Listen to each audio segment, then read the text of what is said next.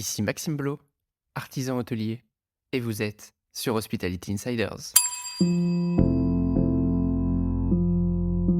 Un voyage, c'est aussi un voyage un peu, bien sûr en termes géographiques, mais aussi le goût de l'altérité, le goût de la rencontre, le goût des échanges. En gros, c'est né de ce qu'on appelait la symétrie des attentions, c'est-à-dire c'est une attitude managériale qui vise à porter autant d'attention aux clients qu'aux collaborateurs. Le collaborateur doit être le capital principal aujourd'hui des entreprises de l'hospitalité. Donc ça nécessite aussi d'avoir un management beaucoup plus ouvert, beaucoup plus participatif. Écoutez tous les salariés, laissez vivre vos passions. Je pense que il n'y a rien de pire que des gens qui n'ont aucune passion.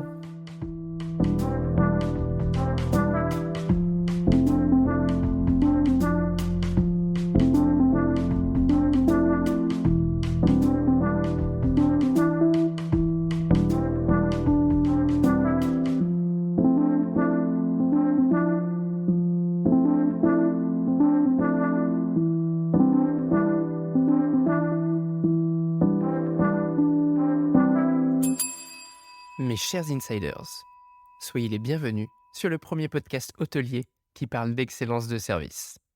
Plusieurs fois par mois, je reçois un invité passionnant pour échanger sur son parcours et sa vision. Nous parlons hôtellerie-restauration bien sûr, mais pas que. Nous abordons ensemble tous mes autres sujets de prédilection. Business, carrière et entrepreneuriat. Management et leadership. Développement personnel et durable. Vous souhaitez dynamiser vos services de conciergerie? Ne cherchez plus et découvrez Jana Concierge, mon nouveau partenaire. Avec Jana Concierge, digitalisez votre offre de service, simplifiez le back-office de vos employés et offrez à vos clients un service exceptionnel. Gestion des itinéraires, communication via WhatsApp, statistiques claires et transparentes sur l'activité de conciergerie, autant d'options que vous allez adorer. Faites de votre conciergerie le centre névralgique de la satisfaction client avec Jana Concierge. En plus, bénéficiez d'une remise sur les frais d'installation en disant que vous venez de ma part. Et si le sujet vous passionne, allez écouter l'épisode avec Adrien Maltese, le fondateur de Jana Concierge, que j'ai récemment reçu sur le podcast. C'est l'heure de propulser votre expérience client vers de nouveaux sommets. Je l'ai découvert à travers ses nombreux articles. Je dois avouer que certains m'ont même aidé à la préparation de mon sujet de MOF. Si vous connaissez sa plume, il est temps de découvrir sa voix. Bonjour, Brice Dution. Bonjour Maxime. Comment vas-tu, Brice? Eh ben, très bien. D'abord, je suis très heureux de participer à cet enregistrement. Bien sûr, tu m'as contacté quand tu préparais ton concours. J'ai appris que tu lisais, avec avidité et gourmandise un certain Oui, nombre tout de à fait. mes Sur écrits, donc différentes plateformes en plus. donc j'en étais très heureux et puis surtout aujourd'hui, c'est mon premier jour de vacances, donc tout va bien. J'ai le temps, et c'est pour ça que je t'ai proposé d'enregistrer, aujourd'hui notre entretien puisque j'ai tout le temps à Magnifique. te consacrer cet après-midi. Merci beaucoup de ton temps. Toi qui es très habitué à l'écriture, est-ce que tu es également habitué au format podcast ou est-ce que c'est ton premier? Non, non, non, malheureusement, je suis déjà un petit peu, expérimenté, donc j'ai eu l'occasion de participer à de nombreux podcasts, à de nombreux enregistrements, donc malheureusement, je ne peux pas te Hmm. répondre que c'est mon premier. Non, mais c'est bon, c'est très bien. En tout cas, tu maîtrises le sujet, le format. Moi, j'aimerais beaucoup te laisser un petit peu la parole pour que tu te présentes. Tu as un très long parcours, mais je te laisserai, souligner les points que tu as envie de mettre en valeur, qui font, toutes, les caractéristiques de ta carrière. Eh ben, écoute, Maxime, merci de me laisser la parole. Je vais quand même essayer de ne pas la conserver trop longtemps parce que sinon je vais lasser les auditeurs et les auditrices. Simplement, bah, voilà, moi j'ai 52 ans, j'ai à peu près 30 ans de carrière professionnelle qui s en gros, en 3 temps particuliers. Le premier temps, j'ai travaillé au cabinet d'un ancien ministre de l'environnement, donc les questions d'environnement et de développement durable m'intéressent depuis très longtemps. On pourra en reparler, je pense que c'est un sujet qui t'intéresse également. Ensuite, j'ai été journaliste et directeur de troupe de théâtre, donc ça, je l'ai fait aussi avec passion pendant de nombreuses années, donc la question de l'oralité m'a toujours intéressé. Et puis, et c'est le plus longtemps de ma carrière, été prof, pendant presque un quart de siècle, au Conservatoire national des arts et métiers, où j'ai dirigé notamment l'équipe en charge du tourisme. dans toute Waouh! l'acception du terme, donc partout en France et dans un certain nombre de pays étrangers. Et puis j'ai été aussi en même temps, prof à Sciences Po à Paris, à l'école urbaine, dans un master qui s'appelle stratégie territoriale et urbaine. Voilà. Donc en gros, je suis un vieux prof, ou en tout cas un prof expérimenté. J'ai, On va le dire comme aussi ça plutôt. une passion pour l'art. J'ai même été élu local, à côté de Fontainebleau, donc j'étais adjoint à la culture pendant quelques années. Donc c'est un sujet qui m'intéresse. Et puis j'ai une grande passion aussi pour, l'écriture, donc c'est la raison pour laquelle tu as déjà lu, un certain nombre de mes articles. J'étais directeur de collection, chez Debout, que j'ai fait beaucoup de choses. Voilà, et puis je suis aussi, chroniqueur régulier sur Tourmag, sur un sujet qui m'intéresse, et c'est l'une des raisons d'ailleurs pour lesquelles on parle aujourd'hui. Le nom de ma chronique, c'est «Le tourisme, c'est d'abord de l'humain». Donc, j'écris sur les questions RH depuis maintenant 2 ans. Je suis aussi blogueur sur itourisme.info, qui est un blog un petit peu connu dans le monde du tourisme territorial, notamment dédié à l'innovation.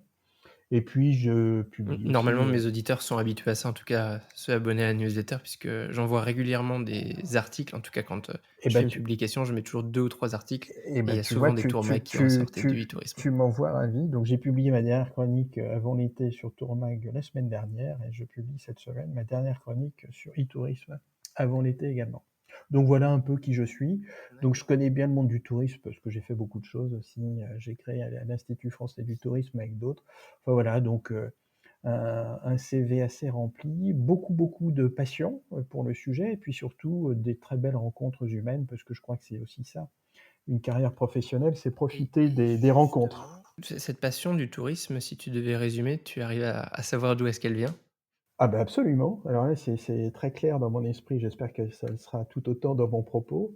Il se trouve que mes parents, moi je suis le dernier d'une famille de 4, et mes parents avaient acheté une maison dans les Alpes du Sud, donc j'ai passé toutes mes vacances d'été, entre 4 ans et 18 ans, on va dire à peu près, dans les Alpes du Sud à côté de Briançon, et on avait des voisins et amis qui avaient des jolis livres. Et les jolis livres, c'était Les Voyages extraordinaires de Jules Verne, et j'ai appris à lire dans les éditions originales de Jules Verne, aux éditions Hetzel. Et donc, bah, ma passion du voyage est née, d'abord de la lecture, donc c'est une passion un peu, intellectuelle au départ. Et donc, bah, je me suis pris au jeu de cette lecture, des voyages autour du monde. Alors c'était pas en 80 jours, c'était souvent en 80 heures ou 80 minutes quand je lisais. Et puis, bah, voilà, ça m'a ouvert l'appétit et la curiosité, et puis, bah, je n'ai eu de cesse que de lire. Et puis, bah, j'ai essayé de voyager assez tôt dans ma vie, donc j'ai pas mal bourlingué à travers le monde, et j'avais une autre grande passion, enfant et adolescent, c'était l'Afrique. Donc j'ai essayé de beaucoup voyager en Afrique, voilà, donc on pourra en reparler. Donc oui, oui, le voyage est une passion vraiment que j'ai depuis toujours. Un voyage, c'est aussi un voyage un peu, bien sûr en termes géographiques, mais aussi, le goût de l'altérité, le goût de la rencontre, le goût des échanges. Et on rencontre toujours des gens formidables, bien sûr, quand on voyage. Et puis on en rentre toujours plus éclairé, plus enrichi, à la fois sur soi, sur l'autre et sur le monde. Voilà, donc c'est un goût que j'ai toujours eu, et que je pense je garderai, me semble-t-il, jusqu'à mon dernier souffle. C'est tout le mal que je te souhaite. Je tu l'as dit et je l'avais partagé dans mon introduction. C'est vrai que je t'avais contacté à l'époque, pendant ma préparation au concours, Un des meilleurs ouvriers de France, puisque le sujet qu'il fallait présenter était autour du parcours collaborateur et c'est vrai que moi je m'étais beaucoup intéressé à tes contenus à ce sujet. Déjà peut-être pour élargir et introduire, est-ce que tu peux nous expliquer selon toi ce qu'est le parcours collaborateur et comment aujourd'hui un petit peu il modifie l'organisation de nos jours? Oui, alors d'abord un petit point aussi, pour finir ma présentation. Il se trouve que depuis 3 ans, je vis sur la Côte d'Azur, et je vais bientôt d'ailleurs quitter ce que je fais. Mais enfin, pendant 3 ans, j'ai accompagné la chambre de commerce et d'industrie Nice-Côte d'Azur sur, la Oui. création d'un gros campus à Nice qui s'appelle le campus Sud des métiers, et j'ai développé la filière tourisme. Et bah, depuis 3 ans, on s'est bien rendu compte que la question RH était, selon moi, et que pour beaucoup, était l'un des sujets les plus, les plus problématiques et ceux dont on connaissait l'existence avant le Covid, mais ceux qui sont apparus au grand jour, depuis. Et donc bah, ça a été un peu une réflexion, d'abord personnelle, puis ensuite collective.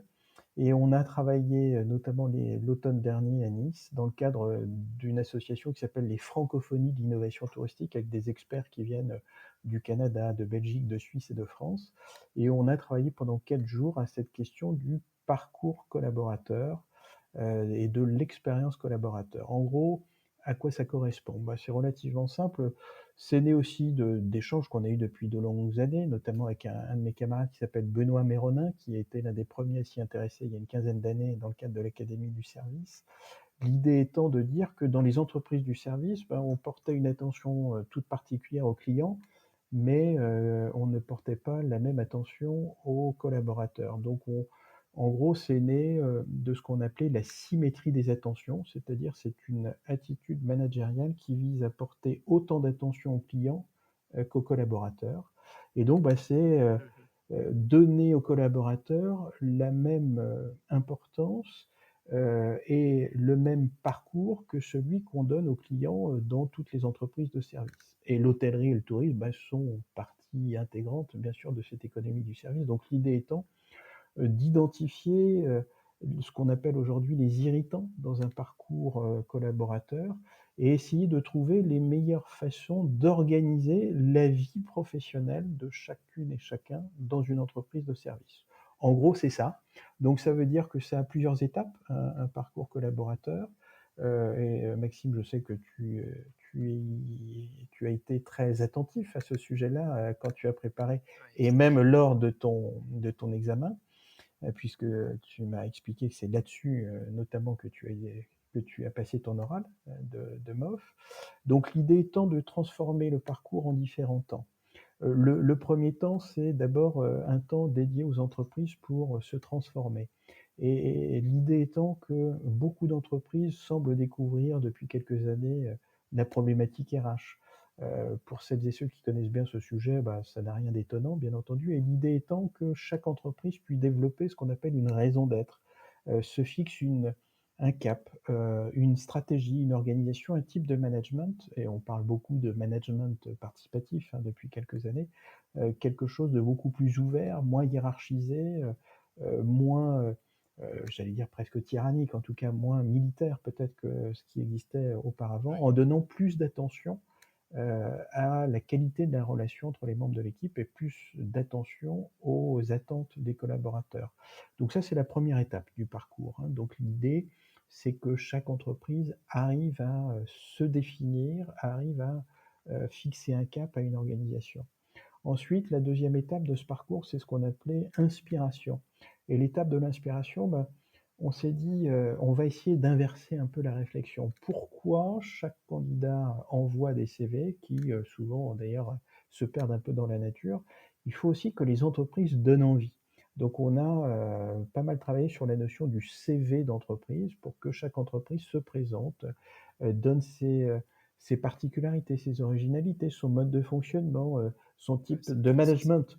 C'est fondamental aujourd'hui dans la relation de confiance qu'une entreprise doit établir avec un collaborateur ou une future collaboratrice.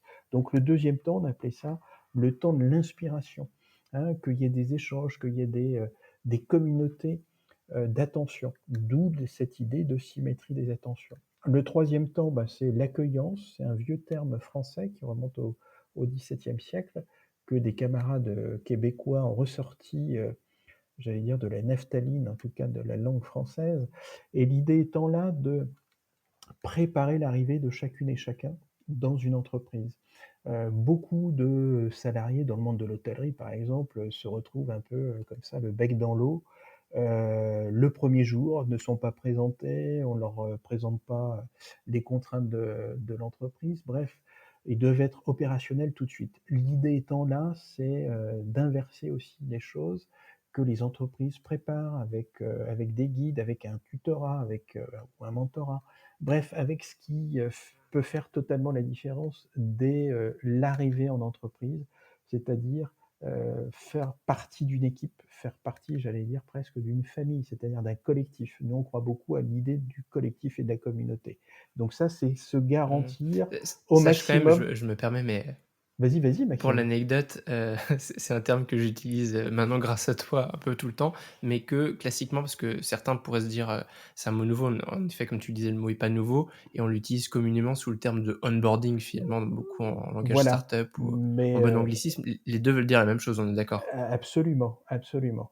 Mais on s'est dit que le langage start-up, c'était bien en 2017, pendant la campagne de Macron, 1re élection du président actuel, mais que, reprendre et revaloriser des termes français, c'était peut-être pas plus mal également, dans, une vie d'une entreprise. Voilà, tout simplement, avec, derrière l'idée que la langue française est une sacrée richesse et qu'il y a en gros 1 milliard de locuteurs de la langue française dans le monde. Donc autant aussi, avoir à l'esprit que, et d'ailleurs c'est mon ami Vangelis Panayotis l'autre jour, le PDG de MKG Consulting MKG. qui proposait que le français soit la langue officielle de l'hospitalité. Voilà, donc ça c'est la troisième étape, l'accueillance. La quatrième étape, on J'aime a beaucoup cette idée par ailleurs. ouais, je pense qu'on est beaucoup à la partager. La quatrième étape, c'est l'étape dite pendant, et c'est vraiment faire en sorte que pendant le temps, de travail, d'un contrat de travail, d'un salarié dans une entreprise, bah, il y ait toutes les conditions qui soient, favorables à son épanouissement. Et que, bah, un salarié épanoui, va travailler mieux et rendre des services, et dans le fond, c'est l'entreprise qui en bénéficie. Donc là, on a pas mal travaillé là-dessus en se disant qu'il y avait, et je donnerai peut-être des exemples, plus tard, mais qu'il fallait que les entreprises puissent répondre à un certain nombre de sujets. D'abord, le premier, c'est ne pas partir sur une fausse bonne idée. On dit: «Il faut absolument fidéliser les saisonniers, leur faire signer des CDI». Dans le fond, le CDI, je pense que c'est aujourd'hui une chimère pour beaucoup d'entreprises. Peu de jeunes, salariés souhaitent aujourd'hui signer un CDI. Donc il faut se dire que quand on signe un contrat avec un salarié, c'est le temps d'une saison, de 2 saisons, de 3 saisons maximum, et le temps de ce partenariat, il faut que les conditions soient optimales. C'est-à-dire, par exemple, des services liés à l'hébergement, à la mobilité, aux gardes d'enfants, aux loisirs, mais aussi une organisation du temps de travail. On voit bien que, notamment, dans les secteurs comme les nôtres, hein, l'hospitalité, qui sont extrêmement chronophages, il y a la question des temps de récupération, des pauses, et cetera. Bref, qu'il y ait une organisation du temps de travail qui soit, proposée sur mesure à chacun des salariés. Voilà, et ça, on en est convaincu. On est convaincu que c'est aussi un gage de qualité, de travail et de la relation entre le salarié et l'entreprise. Et puis le 5e temps de ce parcours collaborateur, c'est dire que, bah, même si le contrat de travail se termine, il y a une relation, ultérieure, postérieure, Oui, c'est-à-dire absolument. après. Et après, bah, il n'y a pas de raison que les entreprises n'aient de relation qu'avec les clients, en disant: «Comment s'est passé votre tour? Voilà les dernières informations», et cetera.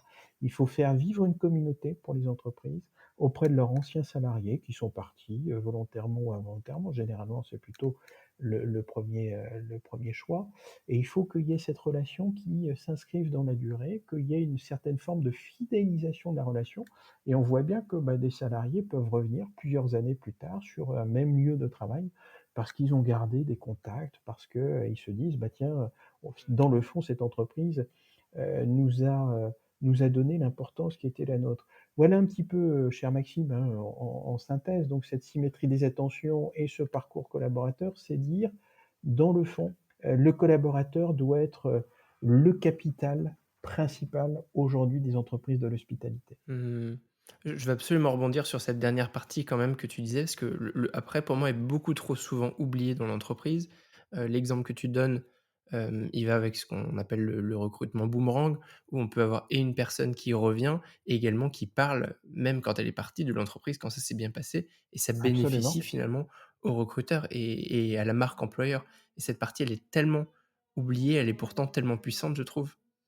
Absolument, et beaucoup de RH à qui j'en ai parlé, parce que j'ai visité beaucoup d'établissements là sur la Côte d'Azur depuis que je suis là, mais beaucoup de des RH me disent: «Mais oui, nous on le fait sans le savoir dans le fond puisque, bah, il y a de la cooptation aussi qui se fait dans les entreprises». Bref, tout ça, ça contribue à la réputation des marques et tu viens de le dire, à la justification de la valeur d'une marque employeur. Donc, on est convaincu de ça. Donc, voilà un petit peu, dans le fond, les différentes étapes, la philosophie et la méthodologie qu'on propose, aux entreprises. J'ai parlé des entreprises, mais on peut parler des territoires également, hein. Donc c'est vraiment toutes les organisations qui, s'intéressent au service. Ça peut être une collectivité et c'est, aussi, le lieu de redonner confiance et de créer une communauté de salariés anciens, actuels ou futurs, à l'échelle d'une destination touristique, par exemple, avec éventuellement la nouvelle définition, du rôle d'un office de tourisme ou, d'une agence départementale, touristique. Donc c'est vraiment un processus dont on est, tous collectivement, je parle au nom de mes camarades des francophonies d'innovation touristique, on est tous convaincus que c'est une méthodologie qui doit, inspirer les entreprises et les territoires parce qu'il nous semble que c'est la seule qui vaille aujourd'hui dans un monde, complexe, dans un monde sociétal en profonde mutation et dans un monde du travail, alors là, pour le coup, qui ne ressemble pas aujourd'hui à ce qu'il était, ne serait-ce qu'il y a, 4 ou Bien 5 ans. sûr. Et tu parles de mutation, d'évolution. Moi, ça m'amène directement, vers un sujet qui est la génération Z. Alors récemment, j'ai pu en parler, j'ai eu un tout jeune invité, Anthony Folio, qui fait partie de la génération Z. C'était passionnant d'avoir son avis. Moi, j'aimerais bien avoir le tien, savoir en quoi cette Gen Z, puisqu'on l'appelle souvent comme ça, elle vient, disrupter l'organisation et le management actuel. Alors, moi je pense il faut éviter le raisonnement binaire, c'est-à-dire se dire: «C'est blanc ou noir». Je peux toujours mettre un petit peu de subtilité dans le raisonnement et surtout faire toujours un pas de côté pour analyser les choses. Il y a des choses positives et des choses négatives et c'est pas un vieux dinosaure, en tant que vieux dinosaure, je souhaite m'exprimer. En tout cas, je l'espère. Heu, D'abord, il y a un côté, moi je trouve formidable. C'est-à-dire qu'il y a un côté aujourd'hui, heu, inspirationnel de la génération Z. C'est-à-dire pour, des gens comme moi, quinquagénaires ou au-delà, on a fait nos carrières en se disant: «Un CDI, c'est notre objectif, travailler pour des grandes boîtes et cetera». Bon, voilà, donc ça, on le voyait. Aujourd'hui, il y a cette question de l'équilibre entre vie professionnelle et vie personnelle, fondamentale et nous, on le savait, mais on n'osait pas trop le dire et là, c'est une juste revendication, donc c'est un vrai challenge pour nous. On comprend parce qu'on l'a vécu, mais c'est vrai que ça remet en question quand même un certain nombre, de notions d'engagement de la part, des entreprises ou de la part des salariés. Donc ça, c'est le côté vraiment, positif, moi, que je vois. Le deuxième côté positif, c'est qu'il y a pas de plan de carrière. C'est-à-dire qu'on va, on fait vivre sa passion, dans le fond et ça, je trouve ça formidable de se dire: «J'ai envie de travailler dans telle boîte parce qu'elle correspond à mes valeurs». Ça, je trouve ça vraiment, c'est vraiment bien et ça, moi, c'est un truc, que je trouve formidable. Par contre, ce que je n'apprécie pas vraiment et ça, c'est un petit côté, surveillant général peut-être, mais, c'est dire, hem moi, j'en ai vu beaucoup, hein, bien sûr, depuis quelques années, me dire: «Bah, ça me va pas, je m'en vais». Donc beaucoup, envoient un SMS dans le meilleur des cas, à 11 heures du soir en disant: «Bah, demain je viens pas». Donc c'est-à-dire qu'il y a, une exigence, d'engagement de la part des salariés et je pense que là, il y a quand même, quelque chose de générationnel qui peut être reproché, hein, certains ou certaines, de dire: «Vous, consommez, vous zappez vos engagements professionnels comme le reste de votre vie». Il faut savoir, prendre sur soi, il faut savoir se dire que, bah, une vie professionnelle, c'est des moments aussi, parfois difficiles et on en sort plus fort d'ailleurs quand on arrive à se convaincre soi-même qu'on maîtrise ces difficultés, qu'on arrive à les surpasser. Voilà, donc pour moi, c'est un peu ça, Absolument. hein. La disruption, c'est, cette volonté de changer de code. Moi, je trouve ça formidable, mais en même temps, toute génération a voulu changer de code, hein, c'est pas une grande nouveauté non plus, hein. Mais, par contre, je pense qu'il faut, réinsister sur l'idée de l'engagement, ça c'est essentiel. C'est vrai pour l'entreprise, mais c'est vrai pour les salariés. Donc si je dois donner des conseils aux managers d'aujourd'hui et de demain, c'est bien sûr, se dire que, Dans le fond, bah, cette évolution sociétale est un fait, acquis, hein, on ne reviendra pas dessus. Donc il faut l'accepter, il faut faire avec, et puis, il faut surtout essayer de surfer sur la vague. Donc ça nécessite aussi d'avoir un management beaucoup plus ouvert, beaucoup plus participatif, écouter tous les salariés, organiser, des réunions qui sont des réunions totalement collaboratives, alors qui ne sont pas, qui sont organisées bien entendu, hein, structurées avec un ordre du jour précis, mais où chacun peut donner un avis sur un sujet quand on le souhaite et puis c'est surtout, partagé avec l'ensemble des équipes. Moi je crois que la grande avancée de ça, c'est un changement radical dans, le management. On voit bien aujourd'hui des managers dépassés, moi j'en connais beaucoup, je donnerai pas de nom bien sûr pour ne pas être désagréable, Oui. mais des gens qui, s'arc-boutent sur un pouvoir, hein, on connaît tous des Cheffaillon, hein, qui, obligent à suivre leurs pensées. Bah, non, c'est plus tout à fait comme ça que ça se passe, donc moi je trouve ça très bien. C'est, quelque chose de beaucoup plus collaboratif, de beaucoup plus démocratique, si j'ose dire et ça, c'est très bien. Donc, c'est une vision plutôt optimiste quand même de cette évolution sociétale que je veux faire partager. Écoute, je suis très content d'entendre, ce retour et cette analyse de ta part. Merci beaucoup. Écoute Brice, merci encore en tout cas pour, tous ces apprentissages, tous ces partages. Je voudrais faire une petite pause pour un jeu, mon fameux, mot-clé contre bénéfice. Je te donne les règles. Tu partages un mot-clé, celui de ton choix et si mes auditeurs, mes insiders l'écrivent soit sur, Apple Podcast, un commentaire plus une note ou ils peuvent le faire sur ma chaîne YouTube, ils reçoivent un bénéfice de ton choix. Quel mot et quel bénéfice décides-tu? Eh ben, écoute, je vais essayer d'être cohérent, Maxime, puisque je viens de parler, du parcours collaborateur. Mon mot-clé, c'est parcours collaborateur et Super. le bénéfice, pour celle ou celui qui l'écrira, intelligemment et surtout avec, une petite note, humoristique ou, qui saura retenir, l'attention, la tienne et la mienne, et ben, je m'engage à lui offrir 1 heure de coaching sur le parcours collaborateur. Waouh! Génial, merci beaucoup. Écoute, ça me fait faire la transition vers le sujet suivant. On va parler toujours de tourisme, bien sûr, mais aussi des sujets qui nous animent, toi et moi, autour du digital et du développement durable. J'aimerais bien avoir ton analyse à toi, ta vision globale de l'activité touristique en France, notamment depuis, la pandémie. Alors écoute, je suis assez partagé parce que je lis beaucoup de choses en ce moment que je trouve assez peu intelligentes, pour ne pas dire inintelligentes ou inexactes. Hem, D'accord. alors pour te donner un peu mon point de vue global, depuis longtemps, en France, on a toujours considéré le tourisme, selon une grille de lecture, hem, quantitative. C'est-à-dire qu'on allait chercher du nombre, du chiffre. Encore il y a quelques années, hein, quand, Jean Castex était Premier ministre en France, le plan de relance du tourisme, annonçait, vouloir, faire de la France la première destination du tourisme durable dans le monde. Heu, donc on n'a jamais su sortir de cette culture quantitative pour aller vers une culture qualitative et tout ce que l'on vit là depuis des mois et des mois, en lisant la surfréquentation, le surtourisme et cetera, dans le fond, je crois que c'est la marque de cette culture collective dont on n'a jamais su sortir. On a voulu faire de la France, une sorte de territoire à à fréquentation, hein, en mettant la lumière sur quelques grands événements, quelques grands lieux, quelques grands sites, hein. En Afrique, on appelle ça dans les parcs naturels, parcs nationaux, on appellerait ça les Big Five. Donc on a un peu cette culture des Big Five du tourisme en France. Et alors après, on s'étonne que dans ces Big Five, bah, il y a beaucoup de monde. Et c'est quelque chose que je n'aime pas, moi, cette notion de surtourisme, de surfréquentation. Oui, absolument. S'il y a une surfréquentation, ça veut dire qu'on n'a pas bien préparé.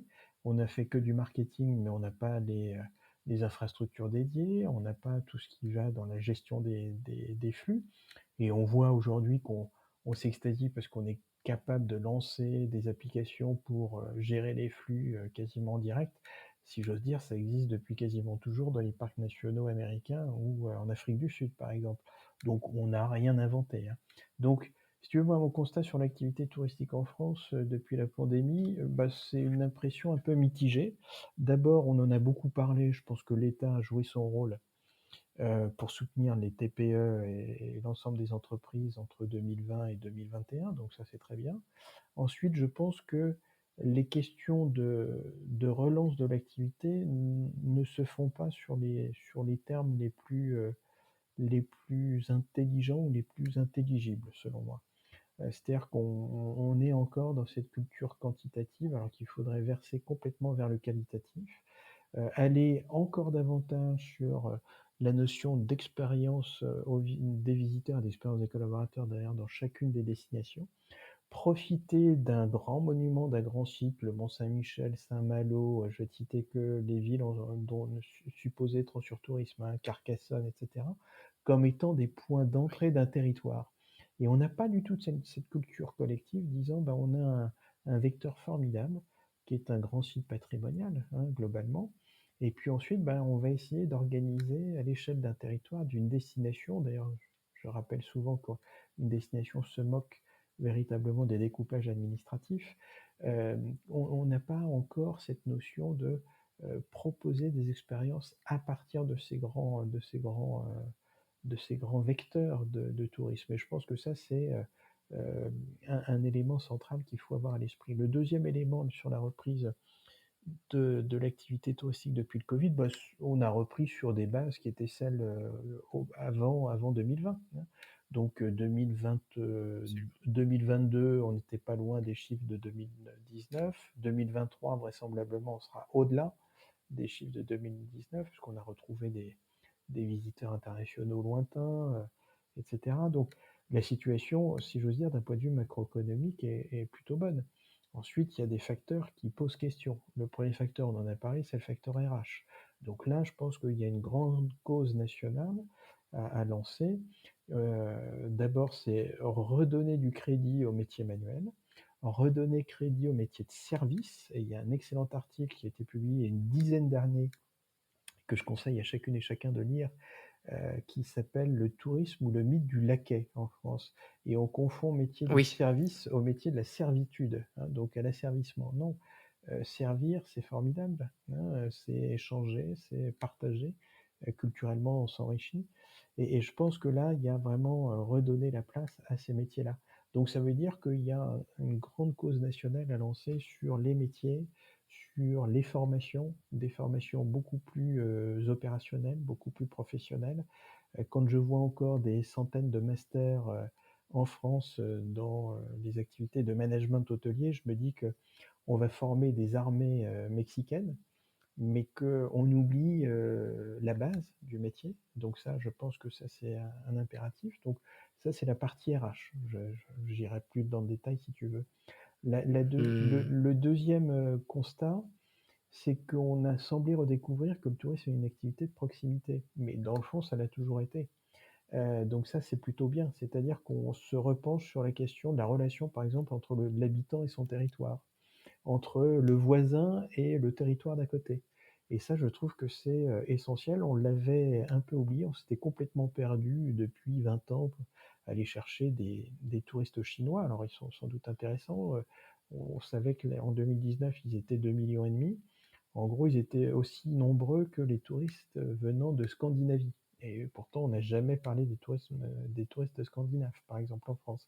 Donc, D'accord. l'idée étant vraiment là de mettre le paquet sur nos voisins européens. Je pense que dans le contexte géopolitique qui est le nôtre, rappeler le ciment européen de notre civilisation et de notre organisation politique, c'est fondamental. Donc là, je pense que c'est le deuxième sujet.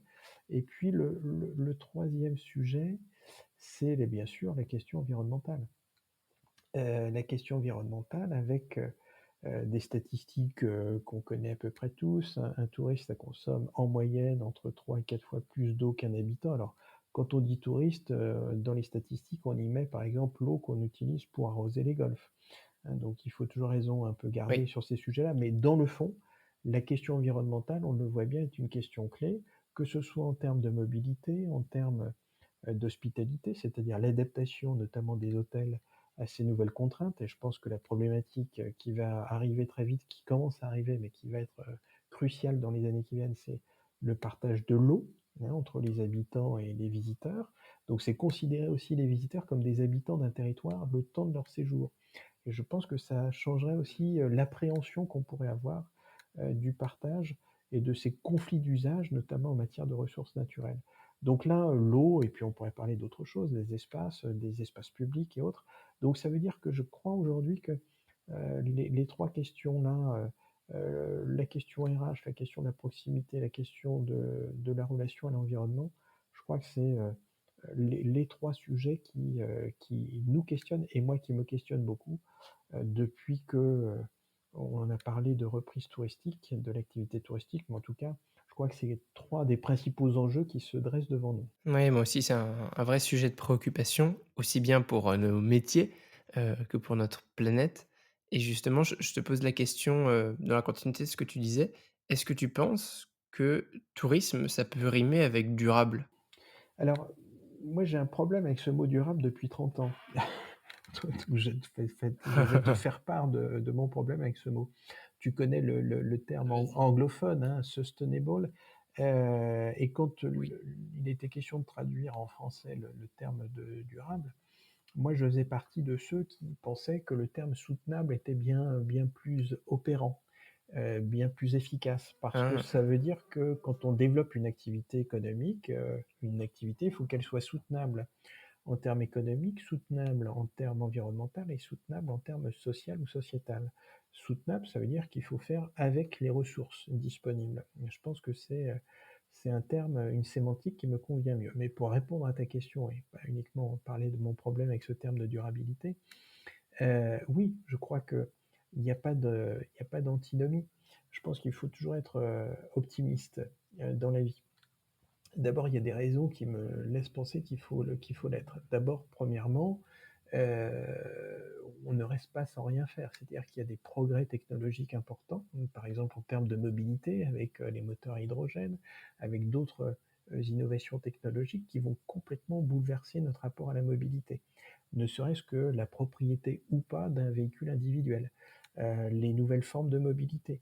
Donc ça, je suis, assez convaincu, assez certain que les choses vont profondément changer dans les années qui viennent et que notre dépendance au pétrole là-dessus, va, bien sûr, complètement changer. 2e terme, c'est, alors on parle beaucoup du réchauffement climatique, c'est un fait historique, bien entendu. Il y en a eu beaucoup, hein, dans l'histoire de la Terre.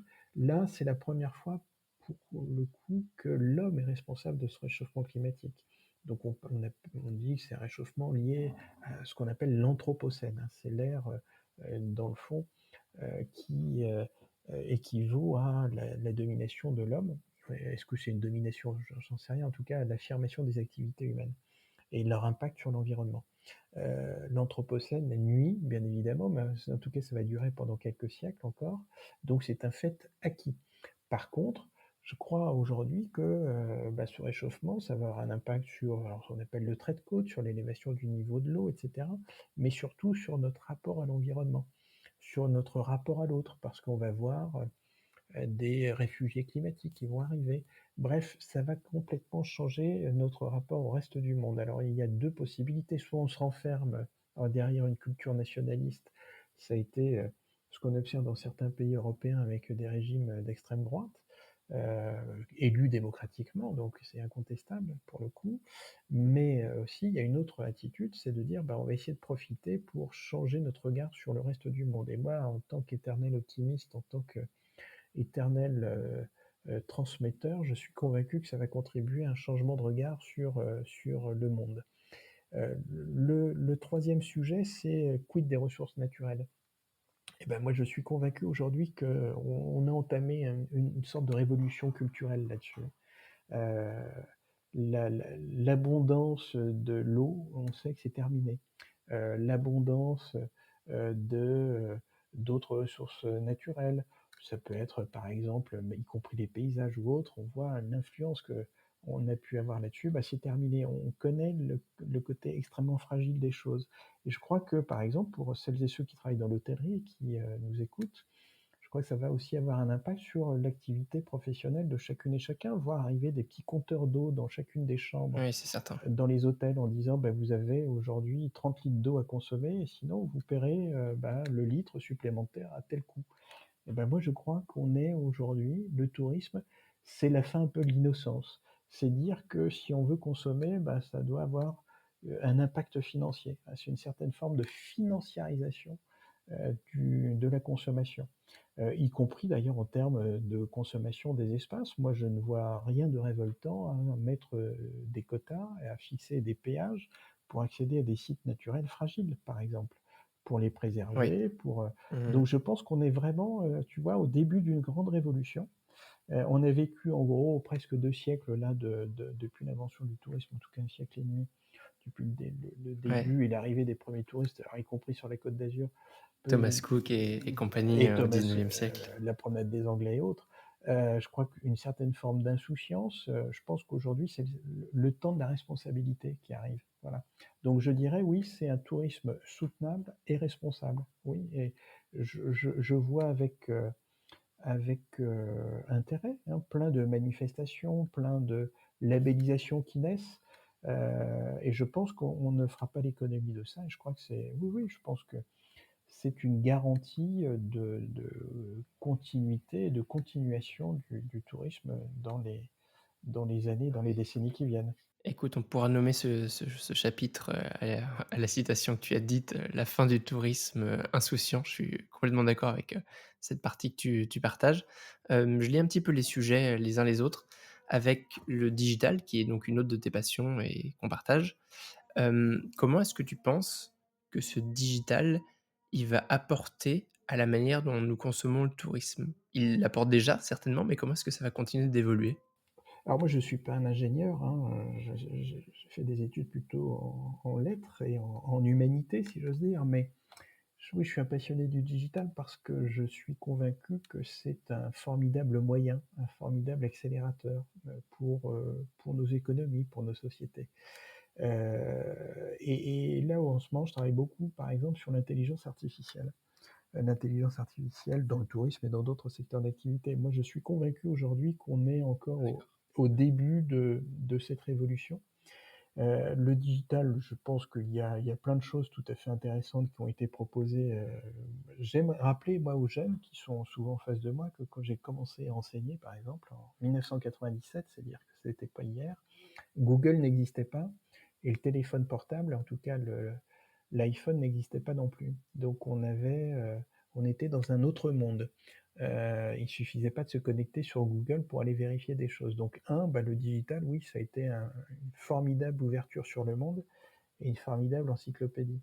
Je pense que l'un des problèmes pour beaucoup, c'est une certaine forme de hiérarchisation des informations, hiérarchisation des données. Et je pense que la maîtrise de la donnée est aujourd'hui l'un des enjeux principaux de nos sociétés, de notre civilisation, hein. Donc je crois que le tourisme n'en fait pas l'économie. Ce qu'on appelle le data management est au cœur, je crois, des stratégies des entreprises et des organisations. Et puis ensuite, on voit apparaître dans les différentes ruptures et dans les différentes révolutions aujourd'hui, moi, je crois que l'intelligence artificielle va avoir un impact très important à la fois sur la maîtrise de la donnée, sur la proposition d'offres, sur la proposition de services, y compris d'ailleurs peut-être en termes de, enfin, c'est pas peut-être, y compris d'ailleurs sur la partie RH. Donc oui, je crois que c'est un formidable accélérateur et c'est une révolution qui ne fait que commencer. Donc, alors avec d'autres idées à garder à l'esprit, hein, bien sûr, des idées de régulation, hein, de limitation des dérives. Bref, les pouvoirs publics doivent s'intéresser à ces sujets-là, ils le font, bien entendu. Mais oui, oui, bien sûr, je suis convaincu aujourd'hui que, par exemple, l'intelligence artificielle, tout à l'heure on parlait de la gestion des flux, il y a une start-up au Pays Basque qui développe une solution qui permet aux collectivités de gérer en direct, via de l'intelligence artificielle, les flux d'automobiles, par exemple, pour accéder à des sites touristiques et de proposer en direct des solutions de parking, des solutions de transport en commun. Bref, je crois qu'on c'est vraiment, tu vois, sous cet angle-là que le digital, le numérique, Oui, au-delà de tout, bah, peut avoir un impact vraiment positif sur le tourisme. Alors, oui, bien sûr. le dernier point, bien sûr, moi je suis convaincu que, sur la maîtrise des ressources naturelles, sur la consommation en eau, par exemple, on est au début d'une révolution. Quand tu sais qu'il y a à peu près un tiers des volumes d'eau en France et sans doute dans le monde qui sont perdus, entre, le point de départ et l'arrivée au robinet, bah, alors là, pour le coup, il y a quand même, plein de choses à imaginer et je pense que l'intelligence artificielle va être, hyper importante là-dessus. Je suis d'accord et on voit juste les prémices du pouvoir, de la puissance de l'intelligence artificielle alors que, finalement, le grand public en entend parler depuis moins d'un an, tu vois? On est en Ouais, ouais, 2023 alors que donc ça l'intelligence laisse, artificielle, ça existe depuis présager un 40 ou futur, 50 ans, hein. bien sûr, mais en tout cas accessible de manière aussi, facile au grand public, c'est quand même Oui, oui assez récent et déjà là, en quelques mois, on voit l'évolution très, très rapide. Donc moi ça je trouve que ça laisse présager des choses assez absolument folles et pour le futur. je rappelle d'ailleurs que l'intelligence artificielle ne se résume pas à ChatGPT, hein. C'est, Oui, petite partie visible d'un iceberg beaucoup plus vaste et d'ailleurs, puisqu'on parle de ChatGPT, quand je lis que des profs entrent en rébellion contre le ChatGPT, il faut qu'ils soient de leur temps. Donc autant apprendre aux jeunes ouais, je suis d'accord avec toi. et aux élèves à maîtriser l'intelligence artificielle et à Plutôt l'utiliser apprendre à ah l'utiliser bah, que, bien sûr, à leur interdire. à l'utiliser comme étant un Quand on voit que c'est super quoi? C'est Sciences vecteur Po, de je crois, qui recherche. a bloqué, Ah oui, et puis alors mais l'utilisation, je trouve ça tu as fou. des universités au Canada, aux États-Unis qui font, largement avec et je pense que c'est le sens de l'histoire donc c'est un peu baroque de s'opposer à cette révolution-là. Ouais, complètement. Écoute Brice, on a fait un bon tour, tourisme, digital, non pas, durable, mais soutenable pour reprendre ton terme. D'ailleurs, je l'utiliserai comme ça, je pense, dès maintenant. J'ai bien aimé la différence. J'aimerais ouvrir sur ton futur et surtout sur ton passé pour commencer. Ouais, Si tu pouvais revenir en arrière, ouais. pourquoi pas au début de ta carrière, est-ce que tu ferais quelque chose différemment? Alors écoute, oui peut-être, moi j'ai écouté mes parents, et je les ai écoutés et c'est bien d'écouter ses parents, mais j'avais une grande passion, par exemple, pour le cinéma et donc j'aurais aimé faire du cinéma, en arrêtant le lycée, avant mon bac et cetera. Bon, j'ai eu la carrière que j'ai eue et je la regrette pas du tout, mais dans le fond, si je pouvais revenir en arrière, si je devais me murmurer quelque chose à l'oreille, disons une brise de 18 ans, c'est-à-dire à l'époque du Mmh. bicentenaire de la Révolution française, je me dirais: bah, laisse vivre tes passions.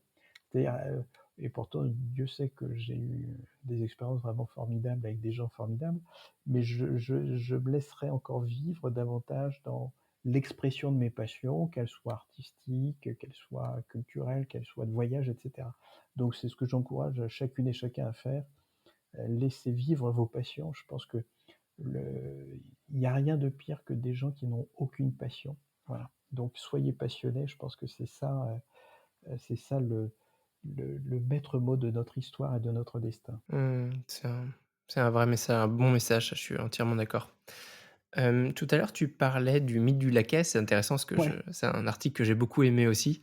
Hem, Cette fois-ci, je n'aimerais non pas un article, mais plutôt un livre que tu recommanderais. Alors écoute, il y en a beaucoup, hein. J'ai lu beaucoup de livres. Pendant des années, j'ai lu un livre par jour. Je suis allé au cinéma une fois par jour et j'ai vu une pièce de théâtre, allez, tous les 2 jours. Donc voilà, j'ai beaucoup C'est déménagé, un j'ai laissé marathon. voilà, pas mal.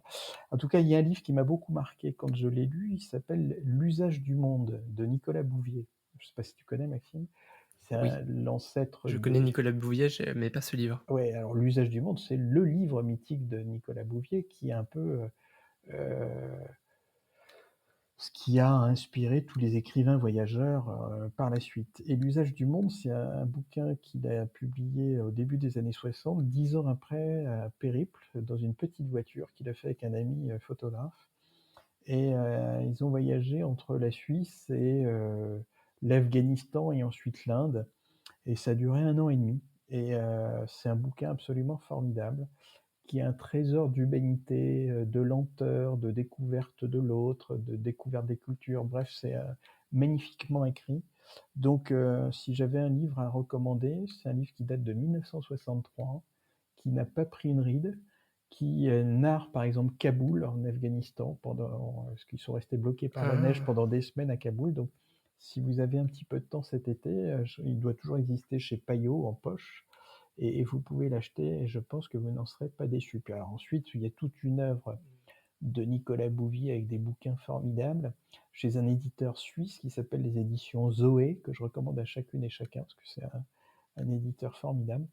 Mais il y a des bouquins, Le Poisson Scorpion au début des années 80, Poisson Scorpion, c'est celui-là que je connaissais. ouais, Les Chroniques japonaises, écrites dans les années 70, qui est un superbe bouquin. Puis alors vous en avez plein et il y a notamment un livre formidable de photos de, Nicolas Bouvier qui s'appelle L'œil du voyageur et c'est tout un recueil, heu, apocryphe, c'est-à-dire après son décès, qui a été publié aux éditions Hubuck, je crois et c'était un bouquin formidable. Voilà donc mon coup de cœur et mon conseil de lecture, Nicolas Bouvier. Génial, et c'est un bon moyen de faire du tourisme, sans se déplacer si on n'a pas le temps, les moyens ou les valeurs écologiques qui nous empêchent de d'aller Exactement. trop Alors loin. c et je crois d'ailleurs me souvenir, j'avais vu ça, mais si vous googlisez son nom, ce qui est quand même, un mode de recherche quand même assez simple, vous pouvez regarder un documentaire, qui a été fait sur Nicolas Bouvier.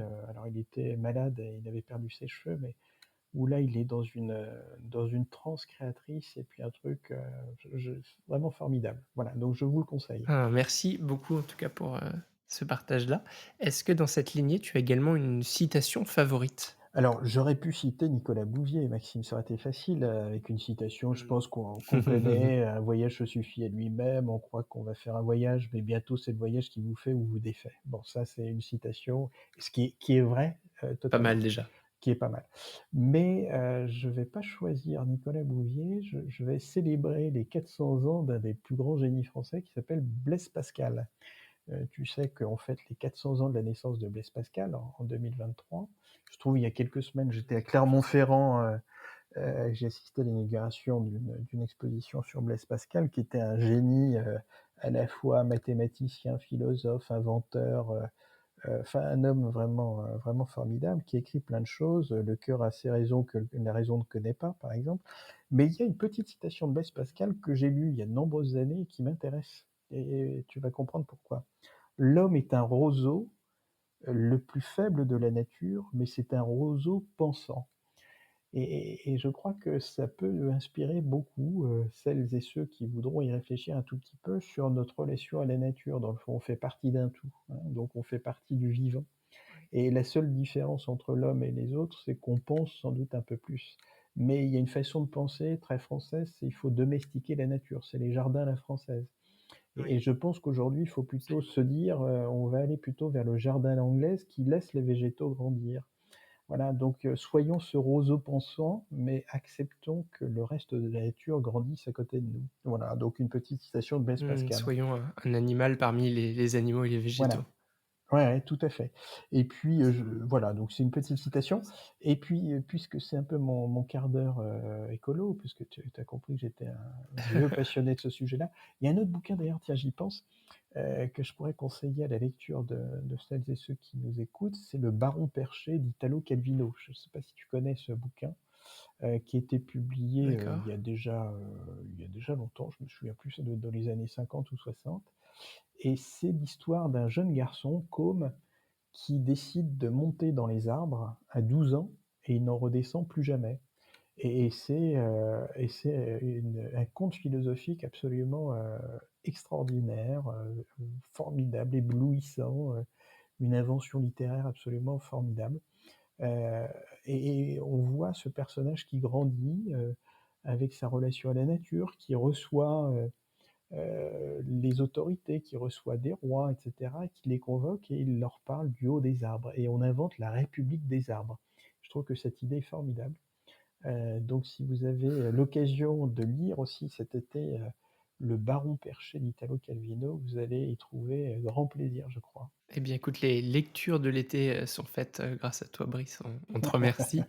Après toi, pour nous parler de tous ces sujets qui Ouais. nous passionnent sur Hospitality Insiders, qui est-ce que tu aimerais voir invité sur le podcast? Alors écoute, pour reprendre un peu la thématique quand même qui nous a fait nous parler tout à l'heure, le parcours collaborateur, j'ai rencontré 2 hôteliers sur la Côte d'Azur qui sont vraiment formidables, qui ont une vraie, appétence pour ces sujets-là. Il y en a un qui est belge, qui est le directeur général d'un hôtel niçois, heu et l'hôtelier s'appelle Stéphane Dartois. C'est vraiment quelqu'un de très, très bien. C'est le directeur général du Méridien à Nice, qui a une vraie vision RH, donc je pense que Ah ça oui. pourrait t'intéresser. Et puis un autre, hôtelier que j'ai rencontré, qui est le directeur général d'un hôtel formidable qui s'appelle Lily of the Valley dans le Var, et le directeur Mmh. général s'appelle Stéphane Personeni.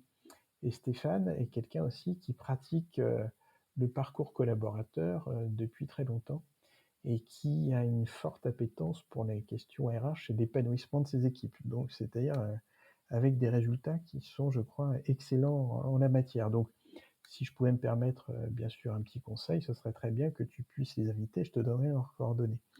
Et puis, Oui, et en écoute, en tu leur, feras écouter l'épisode et puis moi je serais ravi de les rencontrer absolument. Et puis par sinon, ailleurs, bah, tout à j'ai fait. j'ai des camarades professionnels de l'hôtellerie et du monde de l'hospitalité, mais peut-être que tu les as déjà invités, Vangelis Panayotis, dont j'ai parlé tout à l'heure. Paul Dubrul, le fondateur d'Accor, qui est quelqu'un de formidable, bon, qui est un petit peu âgé, qui vient de fêter ses, je sais pas si tu as eu l'occasion de l'interviewer, qui est un type vraiment, exceptionnel. Non, Paul Dubrul, non. Alors il je sais plus s'il m'a été cité, on a parlé de Gérard, Pélisson, son Ouais, bah, Gérard ex-associé qui est Pélisson est récemment décédé, décédé. ouais, c'est ça. Et puis sinon, un ancien prof de l'école hôtelière de Lausanne, qui a une vision aussi passionnante de l'hospitalité, qui s'appelle Stéphane Frankel, et notamment qui a une vraie réflexion aussi autour des sujets des métiers de la formation et d'évolution des compétences. Voilà, donc ça te fait quelques petits, contacts. Écoute, tu viens de me faire quasiment une demi-saison. Avec toute cette liste d'invités, je te remercie, c'est passionnant. Quelqu'un qui aimerait continuer cette conversation, pourquoi pas pour profiter de la fameuse, séance de coaching, quel est le meilleur moyen de te contacter? Alors le meilleur, c'est surtout pas mon téléphone parce que je n'y réponds jamais, donc ça, mais sur LinkedIn, très facile de me trouver ou chercher mon nom, vous Parfait. m'envoyez un message, et je crois d'ailleurs que c'est comme ça que tu es rentré en relation avec moi et je vous répondrai très Absolument. rapidement. Voilà, c'est le plus simple. Je mettrai comme toujours toutes les références, dans cet épisode pour qu'on puisse facilement te trouver. Et enfin, mon cher Brice, le mot de la fin t'appartient. Si tu as un dernier message à faire passer à nos insiders, quel serait-il? Eh ben, écoutez, on enregistre cet épisode en période, de forte chaleur et de canicule, en tout cas sur la Côte d'Azur depuis quelques jours. Il se trouve également qu'on est en 2023 et en fait les 50 ans du décès de Picasso, Pablo Picasso, qui vivait d'ailleurs à côté d'où je suis. Et on rapporte ses derniers mots, et je pense que c'est ceux que je vais donner, qu'il aurait prononcé juste avant de mourir. Alors moi, je ne me souhaite pas cette triste destinée dans la foulée, mais chers insiders, buvez à ma santé.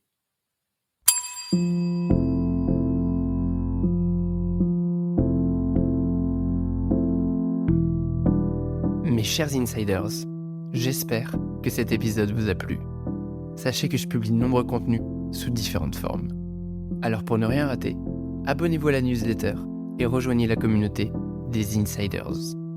Je m'appelle Maxime Blo et je vous dis à bientôt.